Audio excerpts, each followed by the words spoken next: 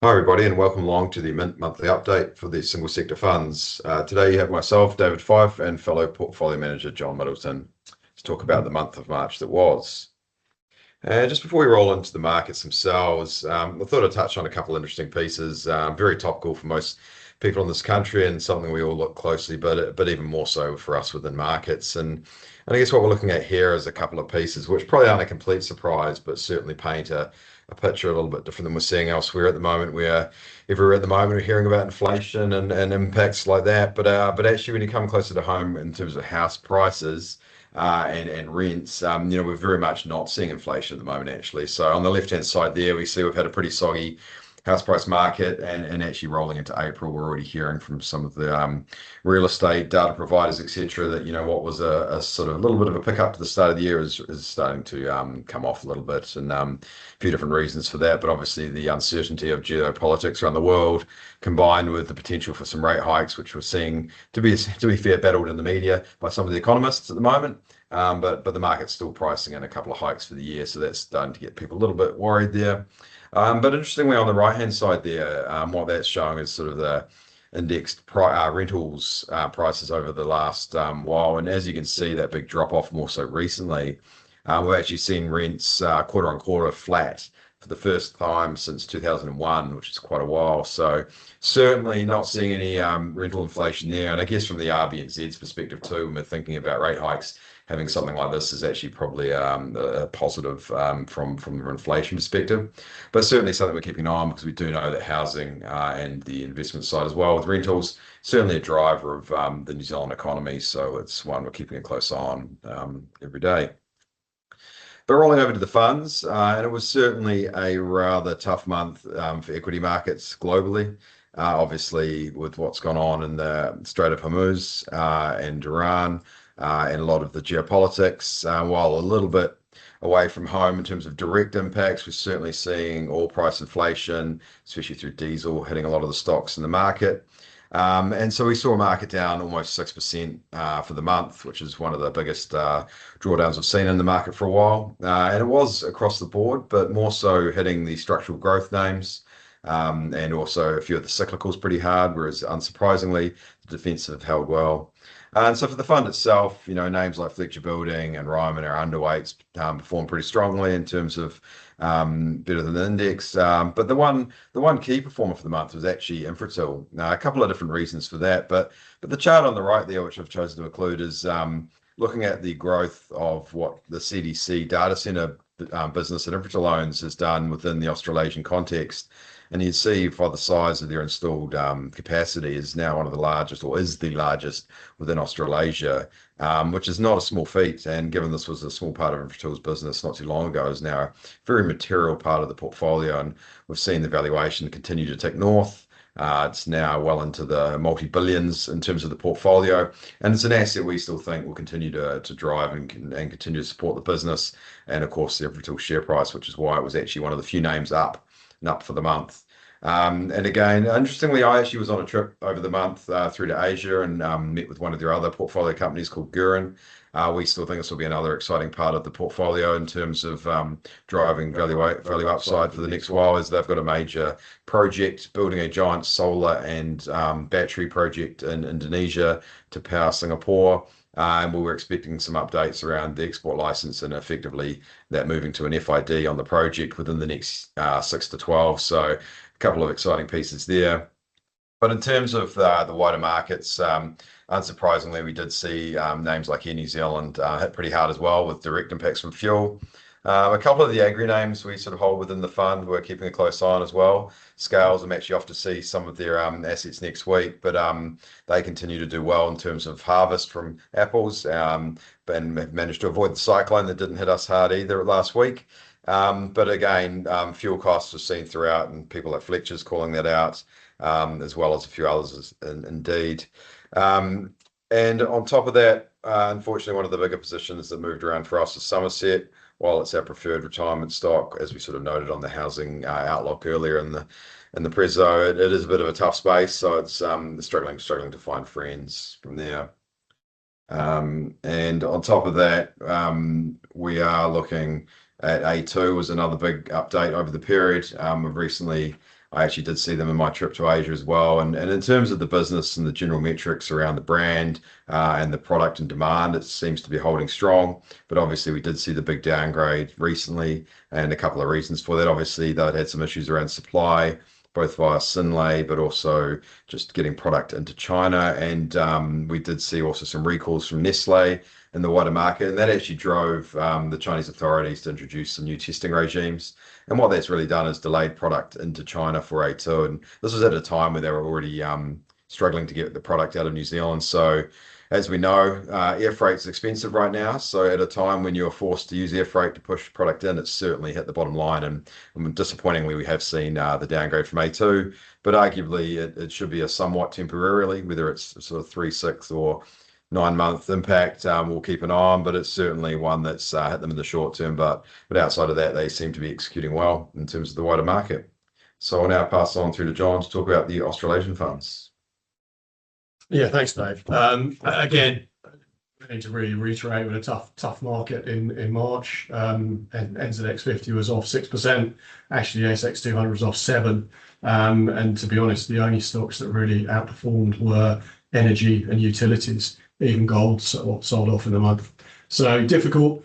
And obviously, US, Iran, Strait of Hormuz was the main negative driver, and obviously markets don't like volatility and surprises, and we got both of those.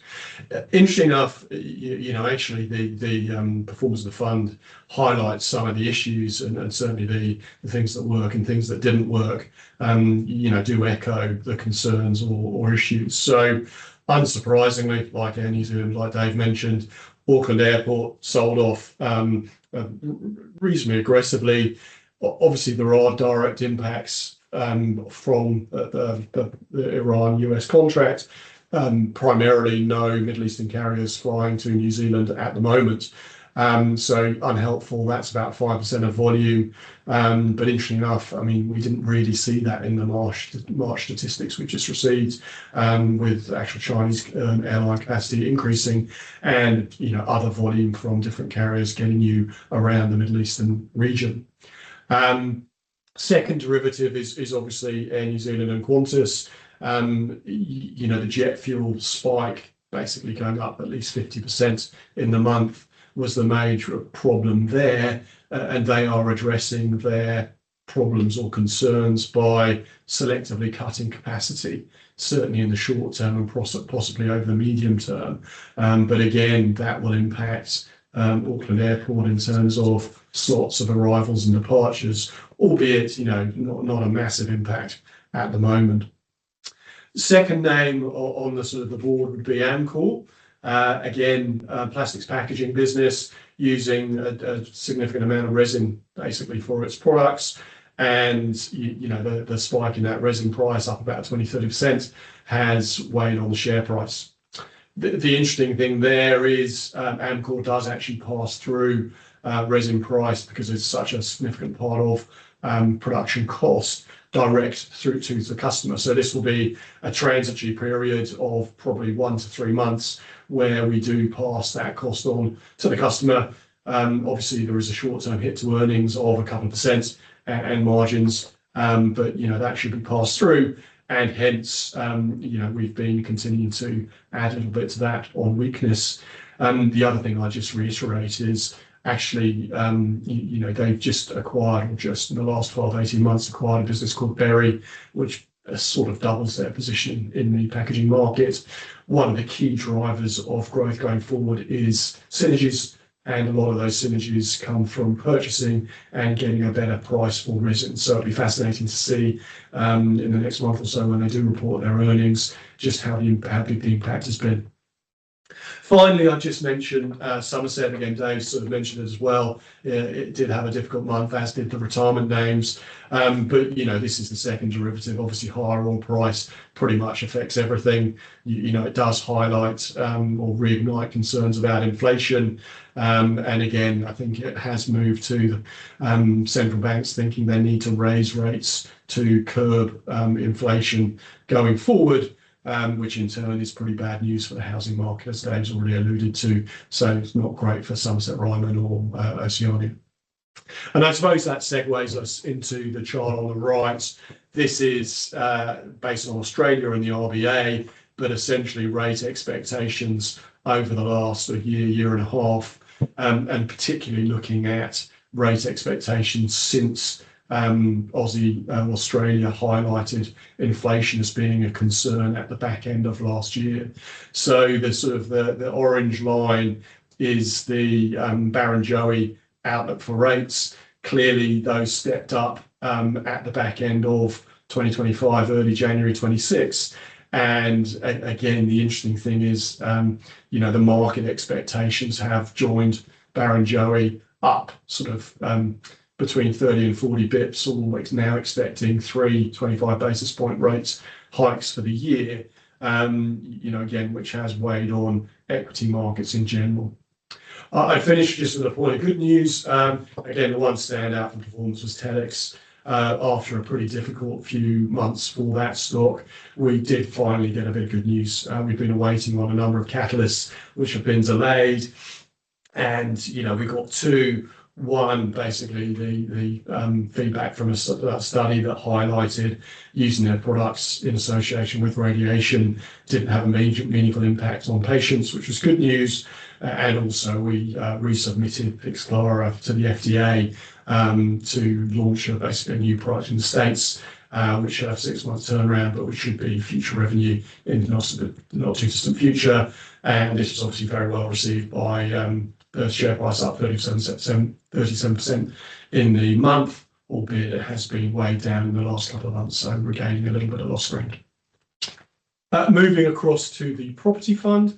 Again, for a rate sensitive sector, the property side of things was impacted quite materially, and 10-year bond rates in Australia and New Zealand moved up 40 basis points in the period, and that was a major driver of underperformance.